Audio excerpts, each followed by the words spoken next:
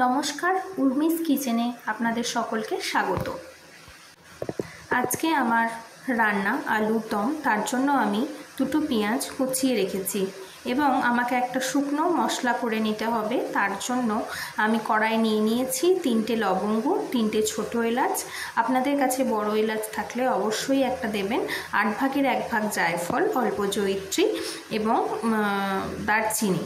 আমার কাছে সাজিরা ছিল না, তাই আমি এমনি জিরাই নিয়েছি। এটাকে শুকনো খোলায় ভালোভাবে নেড়ে চেড়ে নিয়ে মিক্সিতে ভালো করে একটা গুঁড়ো তৈরি করে নিতে হবে মশলা, যেটা আমার পরবর্তীকালে রান্নায় প্রয়োজন। এরপর কড়াটাকে গরম করে নিয়ে তার মধ্যে অল্প তেল দিলাম, যাতে কেটে রাখা আলুটাকে ভালোভাবে ভেজে নেওয়া যায়। অন্যদিকে আমি মিক্সির মধ্যে পোস্ত এবং কাজুটাকে ভিজিয়ে রেখেছিলাম, ওটা পেস্ট করার জন্য তৈরি করে রেখেছি।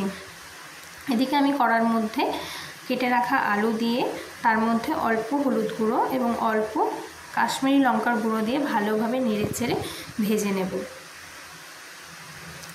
আলুটি ভালো করে ভাজা হয়ে গেলে একটা থালায় তুলে রেখে দেব এবং ওই তেলের মধ্যে দিয়ে দেব একটা তেজপাতা। তেজপাতাটা একটু ভাজা ভাজা হয়ে গেলে তার মধ্যে দিয়ে দেবো একটা শুকনো লঙ্কার ফোড়ন। তারপর তাতে দিয়ে দেব কেটে রাখা পেঁয়াজগুলো। পেঁয়াজগুলোকে ভালোভাবে নেড়ে চেড়ে ভাজতে হবে। যতক্ষণ না ব্রাউন হচ্ছে ততক্ষণ আমাকে ভালোভাবে নেড়ে চেড়ে ভেজে নিতে হবে। এই প্রসঙ্গে একটা কথা বলে রাখি, পেঁয়াজটা যতক্ষণ ভাজা ভাজা হোক, আপনাদের জানাই এটা আমার প্রথম ইউটিউব চ্যানেল এবং আমার শেখা সমস্ত রান্না আমি শিখেছি বাড়ি থেকে এবং বিভিন্ন মাধ্যম থেকে। এখানে আমার রান্নার সাথে অনেকেই পরিচিত থাকতে পারেন বা আগেও থেকেছেন। যদি আমার রান্না আপনাদের ভালো লাগে বা পদ্ধতি সোজা মনে হয়, অবশ্যই আমার পাশে থাকবেন। আচ্ছা, পেঁয়াজটা ব্রাউন করে ভাজা হয়ে গেলে তার মধ্যে আমি যোগ করব অল্প চিনি। চিনিটা দিলে টেস্টটা একটুখানি বাড়ে। ভালো করে নেড়ে চেড়ে ভেজে নেওয়ার পরে আস্তে আস্তে অ্যাড করব আমি সমস্ত রকমের মশলাগুলো। দেখুন আমি ভালো করে নেড়ে চেড়ে নিচ্ছি। আচ্ছা, ভিডিও বানাতে আমি যদিও অপারক, আমি এক হাতে ভিডিও বানাচ্ছি, তাই একটু এদিক ওদিক হচ্ছে। ব্যাকগ্রাউন্ডকে অবশ্যই ইগনোর করবেন।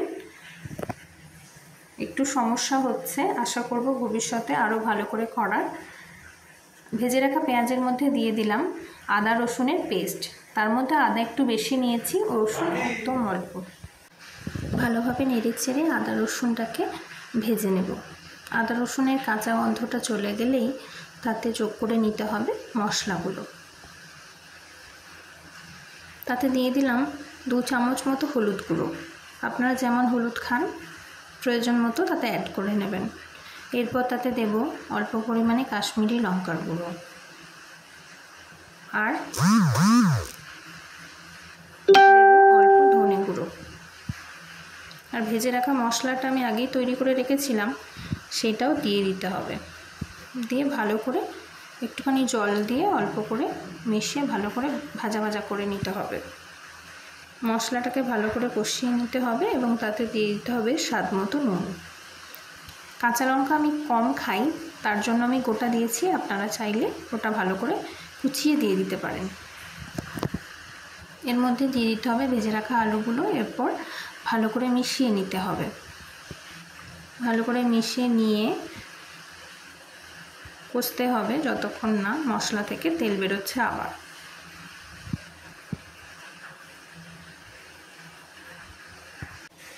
দেখুন আমরা ভালো করে আলুটাকে কষে নিচ্ছি। ভালো করে নেড়ে চেড়ে ভালো করে আলুটাকে কষিয়ে নিতে হবে।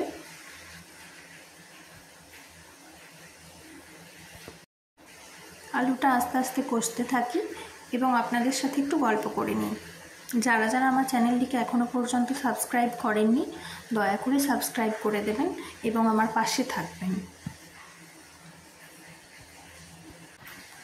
দেখুন কষানো আলুটা থেকে আস্তে আস্তে তেল ছাড়তে শুরু করেছে। এই সময় গ্যাসের ফ্লেম একদম কমিয়ে দিতে হবে, যাতে মশলাটা পুড়ে না যায়। আলুটা একদম কষা কষা হয়ে গেলে তার মধ্যে আমরা একটুখানি জল দিয়ে দেব। দেখুন এখনও কষা কষা হচ্ছে, অল্প পরিমাণে জল দিয়ে দিতে হবে। দিয়ে ভালোভাবে নেড়ে নেব আলুটাকে, যাতে মশলাটা ভালোভাবে জলের মধ্যে গুলে যায়।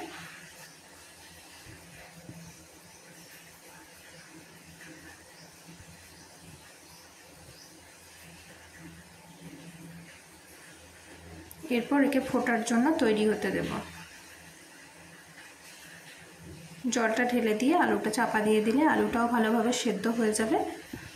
তারপর ঢাকা তুলে এরকম একটু খুন্তি করে দেখতে হবে আলুটা সেদ্ধ হয়েছে কিনা। যদি না হয় তাহলে আবার চাপা দিয়ে দেব আলুটাকে ভালোভাবে সেদ্ধ হওয়ার জন্য। আলু ভালোভাবে সেদ্ধ হয়ে গেলে তার মধ্যে অ্যাড করব বেটে রাখা পোস্ত আর কাজু বাদাম। কাজু বাদাম অ্যাড করার পরে বেশি ফ্লেমে একদমই ওটাকে ফোটানো যাবে না, কারণ ওটা ধরে যাবে। তাই অল্প ফ্লেমে ওটাকে ফুটতে দেব। ভালো করে নেড়ে চেড়ে নিয়ে ফুটতে দিয়েছি। অল্প ফুটে গেছে, তখন এর মধ্যে অ্যাড করে দেব আমি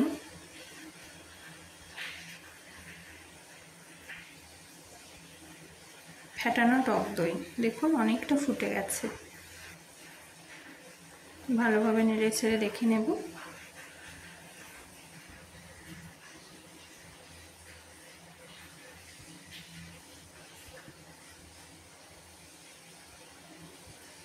এতে অ্যাড করে দিয়েছি ফেটানো টক দই। এটা আমি আগেই মিক্সি জারে ঘুরিয়ে নিয়েছিলাম। ফুটতে ফুটতে দেখুন ভালোভাবে এটা কেমন মাখা মাখা হয়ে গেছে। আপনারা চাইলে ঝোল ঝোল রাখতে পারেন, কিন্তু আমার মাখা মাখা পছন্দ, তাই মাখা মাখা করে নিয়েছি। টেস্ট করে নেবেন। এটা আপনি পোলাও বা রুটি বা পরোটার সাথে পরিবেশন করুন গরম গরম।